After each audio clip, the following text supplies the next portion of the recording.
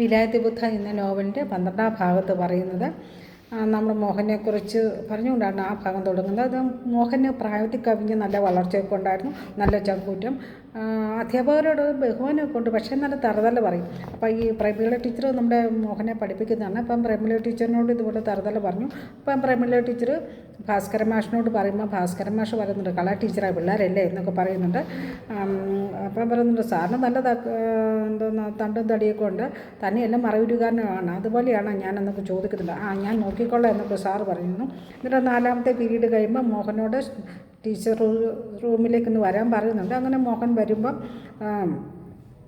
Sir തൻ്റെ ഈ ഷർട്ടിൻ്റെ ഒരു ബട്ടൺ ഊരിയിട്ട് പറയുന്നുണ്ട്, ഇത് നല്ല തഴമ്പാണ്. കാരണം ഞാൻ തൻ്റെ സാറിൻ്റെ ചെറുപ്പകാലത്ത് കാട്ടിലൊക്കെ വേട്ടയ്ക്ക് വേട്ടയ്ക്കൊക്കെ പോകുമ്പോൾ ഈ തോക്കൊക്കെ ഇങ്ങനെ കാഞ്ചിയൊക്കെ പുറകോട്ട് വലിച്ച് അതിൻ്റെയൊക്കെ തഴമ്പ് അതെൻ്റെ നെഞ്ചിൽ കാണുന്നതെന്നും അപ്പോൾ ആനയും അതുപോലെയുള്ള കാട്ടുമൃഗങ്ങളെയൊക്കെ താൻ വെടിവെച്ചിടുമെന്നും അപ്പോൾ അത്ര ഇതുങ്ങളൊക്കെ ഉണ്ട് വെടി കൊണ്ടിട്ട് തൻ്റെ അടുത്ത് വന്ന് നമസ്കരിച്ചിട്ട് ചത്ത് വീഴുന്നൊക്കെ പറയുന്നുണ്ട്.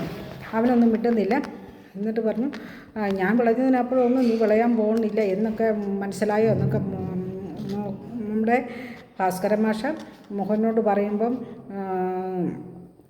മോഹൻ സാറിനോട് പറയുന്നുണ്ട്, സാറേ അതൊന്നും ഇപ്പം പറയാൻ പറ്റുകയില്ല കേട്ടോ എന്നൊക്കെ പറഞ്ഞ് നമ്മുടെ മോഹനോട് ഒറ്റ നടക്കുന്നു.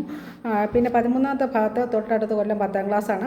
ഒരു വശത്ത് ആൺകുട്ടികളും മറുവശത്ത് പെൺകുട്ടികളൊക്കെ ഇരിക്കുന്നു. അപ്പോൾ ഈ നമ്മുടെ ഭാസ്കരൻ മാഷ് പറയുന്നു, കഴിഞ്ഞ ദിവസം പരീക്ഷ എഴുതാത്ത അവന്മാരും അവളന്മാരൊക്കെ എഴുന്നേറ്റ് നിൽക്കാൻ പറയുമ്പോൾ അക്കൂട്ടത്തിൽ നമ്മുടെ മോഹനുമുണ്ട്.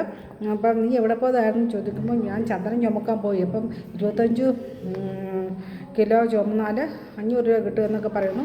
ജീവിക്കാനുള്ളത് ഇപ്പോഴൊക്കെ കണ്ടുപിടിക്കേണ്ടത് നല്ലതല്ലേ എന്നൊക്കെ പറയുന്നുണ്ട്. തന്നെയല്ല കാട്ടിൽ പോയിട്ട് വഴി തെറ്റിപ്പോയുള്ള അവസ്ഥ സാറിനും അറിയാമല്ലോ എന്നൊക്കെ അവൻ പറയുമ്പോഴത്തേനും പിള്ളേരൊക്കെ ചിരിക്കുകയാണ് ചെയ്യുന്നത്. തന്നെയല്ല എന്നിട്ട് പിന്നെ സാറിങ്ങനെ കൈ നീട്ടാൻ പറയുമ്പം നോക്കൻ കൈ നീട്ടിയിട്ട് നല്ല അടി ചൂരൽ വെച്ച് നല്ല അടി കൊടുക്കുന്നുണ്ട്.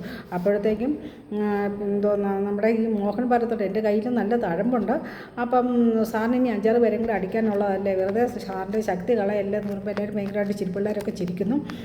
അത് കഴിഞ്ഞ് പിന്നെ നമ്മുടെ ഈ ഭാസ്കരൻ മാഷിന് ഒരു ഇക്രൂരൻ എന്നൊരു എട്ടപ്പേരുണ്ട്. അത് വരാൻ കാരണം എന്ന് വെച്ചാൽ ഈ അക്രൂരൻ എന്നു പേരുള്ള ഒരുത്തൻ ശ്രീകൃഷ്ണനെ തങ്ങളിൽ നിന്ന് കൊണ്ടുപോയതറിഞ്ഞ് ഗോപസ്ത്രീകൾ വിലപിക്കുന്ന ഒരു പാഠമുണ്ട്. അത് സാർ പഠിപ്പിച്ചതാണ്.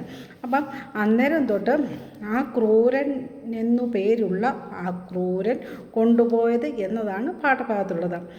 ഈ ക്രൂരനായ ഭാസ്കരൻ മാഷ് പഠിപ്പിച്ച ആ ഒരു സമയത്ത് മുതൽ ഈ ഭാസ്കരൻ മാഷിൻ്റെ എട്ടപ്പേരായിട്ട് കുട്ടികൾ ഭാസ്കരൻ മാഷിന് ഇക്രൂരൻ എന്ന പേര് വിളിച്ച് കളിയാക്കുന്നൊക്കെ ഉണ്ടായിരുന്നു.